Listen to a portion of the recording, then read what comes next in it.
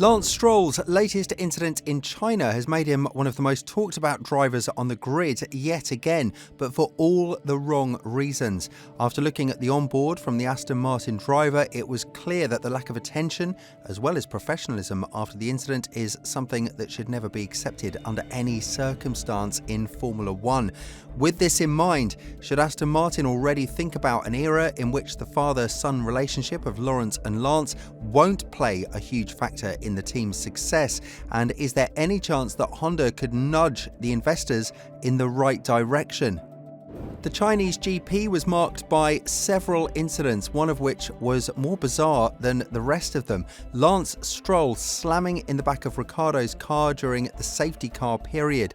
The argument that Stroll made was just as bizarre as the incident itself. Ricciardo braked in front of him, so he hit him in the back, not paying enough attention to the cars ahead but looking at the curb, which is still far away from you, is definitely not the right approach when you have such a tightly packed grid ahead of you under safety car conditions. To make matters even worse, Lance Stroll has put the blame on Ricciardo, and even after watching the incident, he didn't show enough sportsmanship and apologised to the Aussie driver. When talking about it, Lance said, "Someone braked at the front of the pack, I don't know who, and then everyone stops. The car in front of me just stopped from like 60 to 0, so a really stupid incident. It was one of those. I think the penalty is just because of the fact that I hit the guy, but someone hit the brakes and caused the Corsantina. I don't know who." Stroll was also heard calling Ricciardo an idiot over the radio, but the Canadian driver said that it wasn't meant directly towards the Aussie driver, but more towards who slammed on the brakes in front of him. We must also remind you that there were two more drivers ahead of Ricciardo, Piastri and Russell, and none of them slammed into each other, which is something that the Aussie driver has pointed out as well. And Ricciardo's response is something that made the entire F1 world go, wow. Because for you to make the honey badger angry and swearing at you, then the situation has definitely gotten out of control.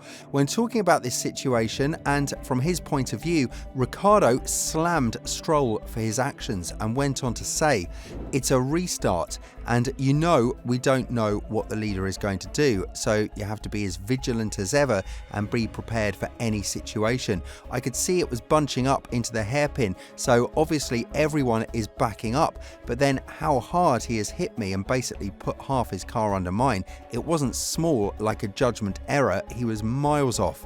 For me, there is no excuse for that. I think what is frustrating is that I watched his onboard and he is not even looking at me. You can see his helmet and he is looking at the apex of the corner, so I don't know why he is not looking at the car in front unless his eyes are doing something funny.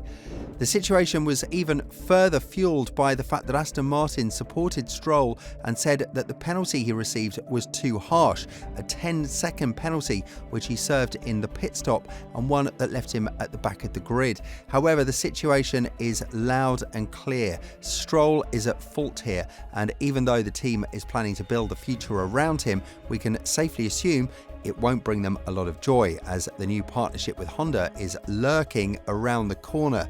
As of now, Stroll has scored only 9 of the 40 points that Aston Martin have in 2024, and compared to Alonso, that is more than 3 times the margin. As a matter of fact, with such a poor performing Mercedes, Aston Martin was dubbed to be the stronger customer team, but they cannot rely on Alonso's performance purely. Even with Hamilton fighting for pace and getting out of Q1, finishing P9 is enough to secure good points and stay ahead of Aston Martin, unless Alonso finds performance out of nowhere and starts securing podiums all on his own. But as much as this is a huge uncertainty, there is almost a guarantee that Lance Stroll's competitiveness won't change in the upcoming period, mostly because of the comfort zone he's been placed in. You can see by the comments made from Mike Crack, the team principal, that there is zero to no hesitation when it comes to defending Stroll's actions, which are totally unfounded and have been made due to plain lack of attention on the track.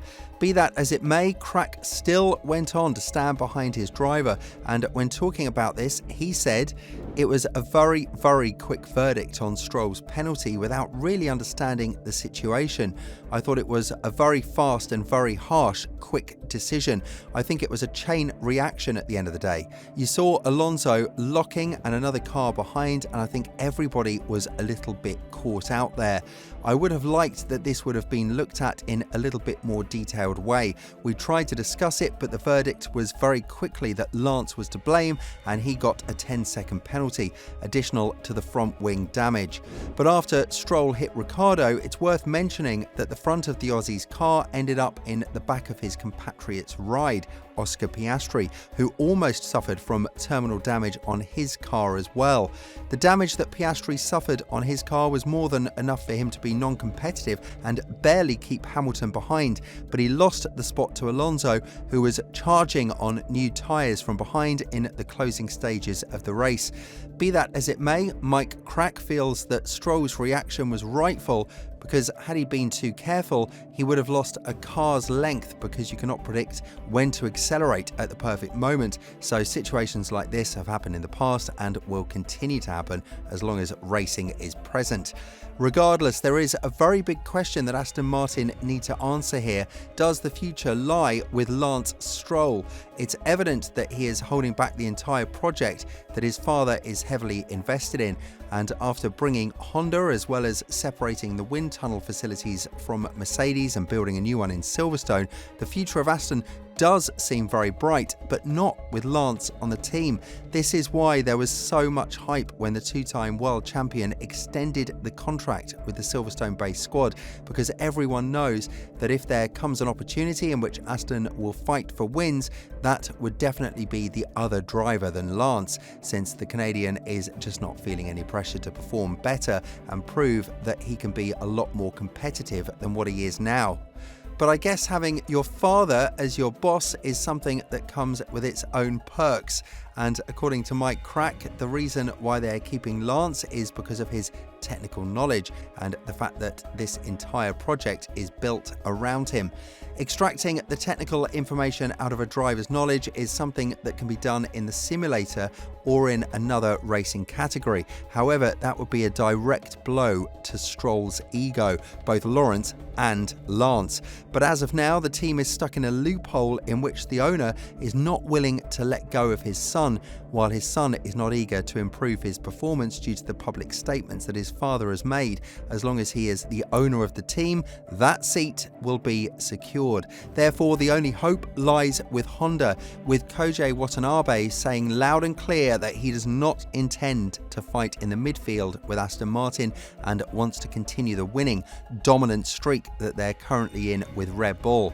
This is why Honda held long talks with Fernando Alonso regarding the future of the team and the drivers' lineup, and now that they've gone over the issues that plagued their performance in 2017, it's safe to assume that Honda would be taking care of one of their academy drivers, with the priority being given to Yuki Tsunoda. But considering the fact that Aston Martin's stance won't change anywhere in the near future, it would be smart to assume that Lawrence Stroll would be forced to have a lot of awkward talks with his son, because the situation is changing drastically in the team, and these changes could affect Lance very negatively. His bad performance could not only push away Honda, but also potential investors that saw a lot of potential in the project that Fernando Alonso has fallen in love with as well.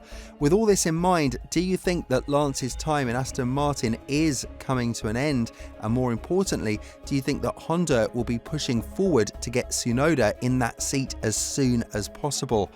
Let us know in the comments below.